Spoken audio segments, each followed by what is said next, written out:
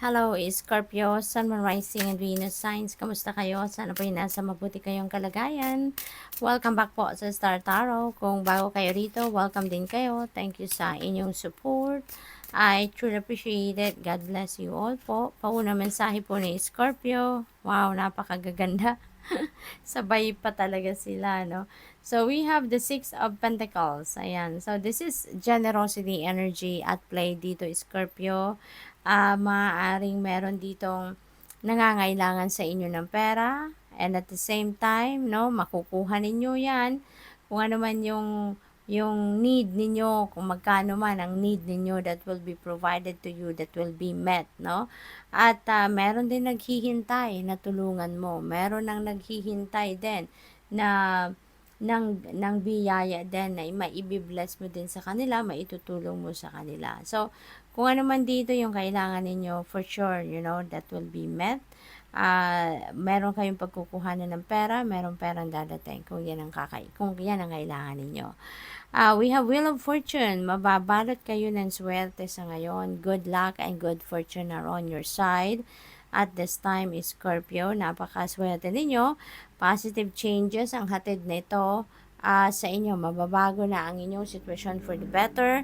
Mababago na ang inyong sitwasyon para sa ikakabuti ng inyong kalagayan. Yung ganun ba, no, Scorpio?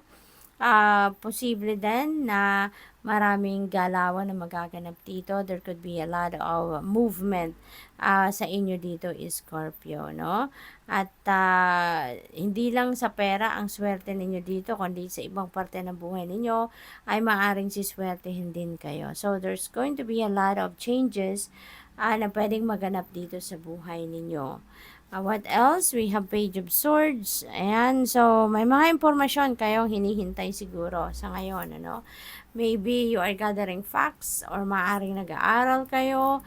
Kaya marami kayong impormasyong matututunan. Maaari din na chismis ito, no? Scorpio, maaaring meron makakarating sa inyo na chismis or maybe siguro napapaligiran kayo ng mga marites, marisol, no? Kaya lagi na lang merong nag-feed ng information sa inyo.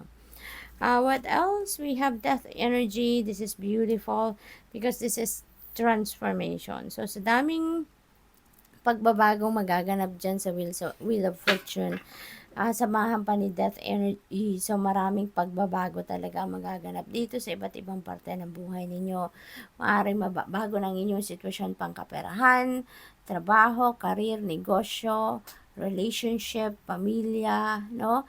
It could be anything, no? Kasi parang nauumay na kayo siguro, Scorpio, sa routine ninyo, nauumay na kayo sa lagi na lang kay tagal ng ganon at ganon na lang yung sitwasyon ninyo sa buhay. Kaya ngayon, maaaring you are going to take action na para mabago na ang inyong sitwasyon.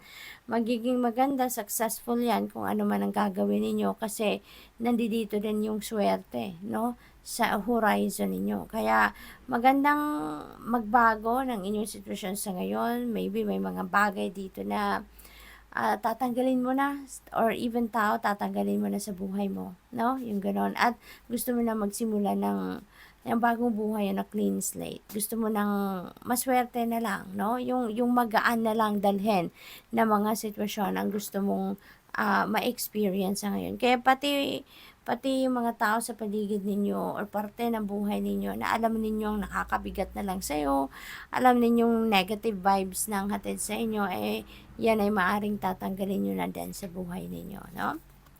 We have Knight of Cups, new friendships coming your way. Maaari din na meron ditong bagong love interest na papasok sa buhay ninyo, Scorpio.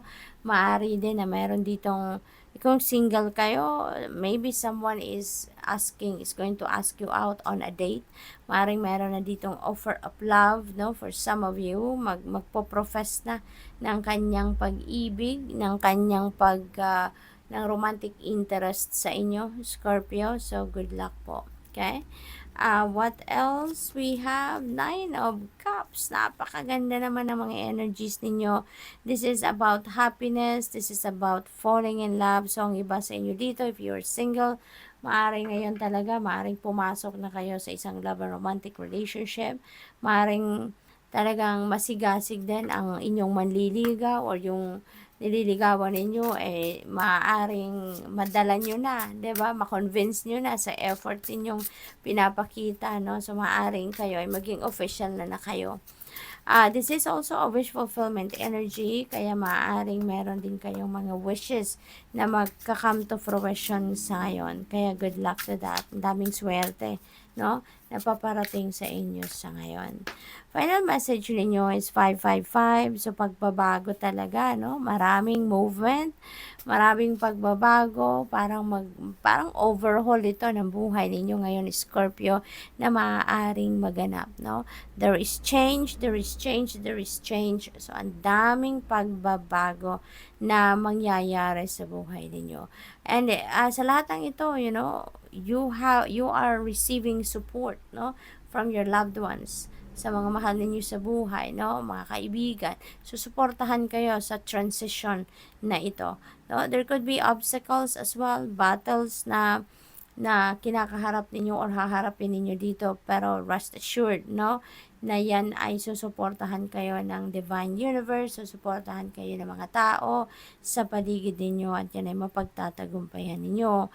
Sabi dito sa card, you are going to level up, no? Yun ang pagbabago na gusto ninyong gawin. Ayaw nyo na ng eto na lang lagi, no? Change is coming. Talaga.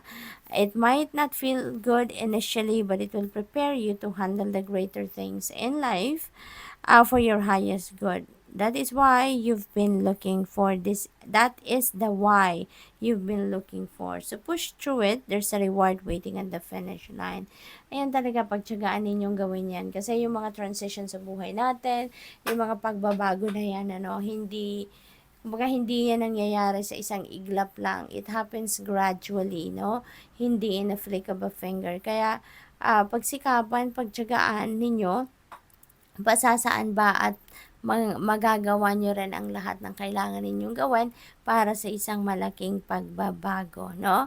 Your effort will pay off, no? Your efforts will pay off in the end. Kaya, tsaga-tsaga lang pag may time, 'di ba? So, good luck, Scorpio. Thank you for watching. Love and light. Namaste.